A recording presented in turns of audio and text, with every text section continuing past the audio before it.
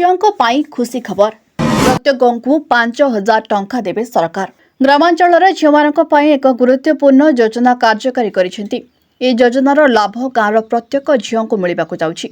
ए योजना प्रति वर्ष सरकार झीओं को सेमानक नाम आकाउंट खोलाई 5,000 टंका प्रदान करुछंती। जदि आपण भी ए योजनार लाभ उठाइबाकू चाहुछंती तेबे ए वीडियो को ध्यानर सहित देखंतु। केंद्र सरकार द्वारा युवती झीओ एवं महिलांको पई विभिन्न योजना कार्यकारी करा जाउछि। सेमानकू आर्थिक एवं सामाजिक क्षेत्र में मजबूत करबा एही योजनार मूल लक्ष्य रही आसिछि। एभली एक योजना हेउछि गाँ झीओ योजना। ई योजना प्रति वर्ष गाँवर झीओं को 5,000 टंका प्रदान करा जाउछि। এই যোজনার লাভ উঠাইবাকু কোন কোন ডকুমেন্ট আবশ্যক এবং যোগ্যতা কোন রয়েছে তাহা জানিবা জরুরি। এই যোজনারে বিশেষ করে ছাত্রী মানকু গুরুত্ব দিয়া যাଉଛି। এই যোজনারে পূର୍ବରୁ অনেক ছাত্রী লাভ উঠাই সারিছন্তি। ଯେଉଁମାନେ ଦ୍ୱାଦଶ ଶ୍ରେଣୀରେ 60% ରୁ ଅଧିକ ମାର୍କ ରଖିଛନ୍ତି ସେମାନେ ଏହି ଯୋଜନାର ଲାଭ ଉଠାଇ ପାରିବେ। 10 ମାସ ଯାଏ ସେମାନଙ୍କ ଆକାଉଣ୍ଟକୁ 500 ଟଙ୍କା ଲେଖାଏଁ ପଠାଯିବ। ଏଭଳି ଭାବରେ ସେମାନେ ପ୍ରତି ମାସରେ 5,000 ଟଙ୍କା ପାଇପାରିବେ। ଏଭଳି ଭାବରେ ସେମାନେ ପ୍ରତି ବର୍ଷ 5,000 ଟଙ୍କା ପାଇପାରିବେ।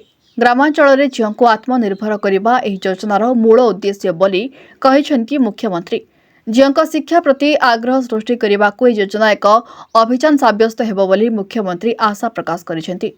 एजाई लक्ष लक्ष छात्री एही योजनार लाभ उठाई सारिसेंती। याद्वारा सहरांचल हेउ कि ग्रामांचल प्रत्येक प्रांतर झीओं को शिक्षित कराइबाकू लक्ष्य रखिसेंती सरकार। कारण अनेक समय देखा जाउछि द्वादश श्रेणी पास करिबा परे पाठ पढ़ारे डोरी बांधि देउछंती। याकू दृष्टि रखी सरकार एही योजना कार्यकारी करिसेंती। एही योजनार लाभ उठाइबाकू हेले छात्री जनक 60% मार्क आनिथिबा जरूरी। आर्थिक रूप से अनग्रसर स्थिति रे परिवार झीओं को एही योजनार लाभ मिल परिबो।